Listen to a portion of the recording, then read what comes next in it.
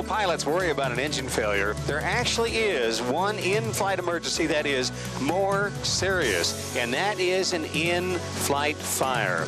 Now, the good news is that you can prepare for it, and with preparation, you can greatly improve the outcome. Now, how do you know when you have an in-flight fire? Well, you're going to smell oily smoke coming into the cockpit, and you might feel the heat. Now, if you do have an in-flight fire, the first thing you want to do is quit pumping fuel up there. So right away, do a flow procedure to shut off fuel to the engine. You start at the pedestal, pull out the fuel shutoff valve, and then you reach up and pull the mixture to idle cutoff. And I'm not actually going to do that, but I'm going to simulate that by pulling out on the throttle here.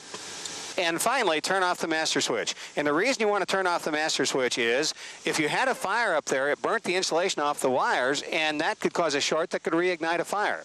Now, you want to leave the magnetos on, and the reason you want to leave the magnetos on is you want to consume the fuel normally up there instead of having the fire consume it. So if the engine's running, leave it running that way.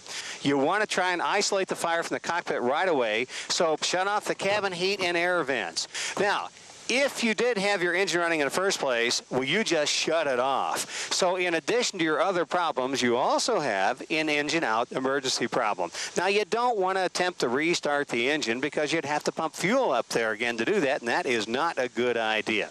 Now, ask yourself at this point, did the fire go out? And if the fire went out, all you have now is an engine out emergency, so we'll go through the ABCs. A is for the attitude that gets you the correct airspeed, and that's wings level attitude. B is for best field, and at a minimum, all you want to do is head towards an area where a successful landing is probable. And C is for the cockpit checks. Now, we don't have to do the cockpit checks to figure out why the engine quit.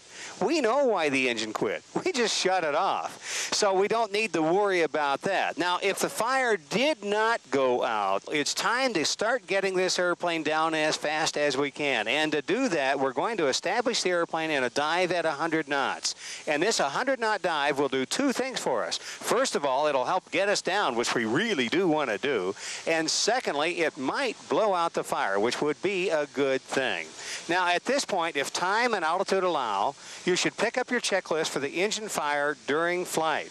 And it says bold items are mixture idle cutoff, fuel shutoff valve off, auxiliary fuel pump switch off, and master switch off. And we've done all of those items. Next, it says airspeed 100 knots. Well, we've got that already. And it says forced landing execute.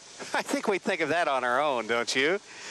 And then finally, it refers us to the emergency landing without engine power checklist. Well, we just did that one, so we can terminate this exercise. And now, you know how to cope with the most serious emergency of all in the air, an engine fire.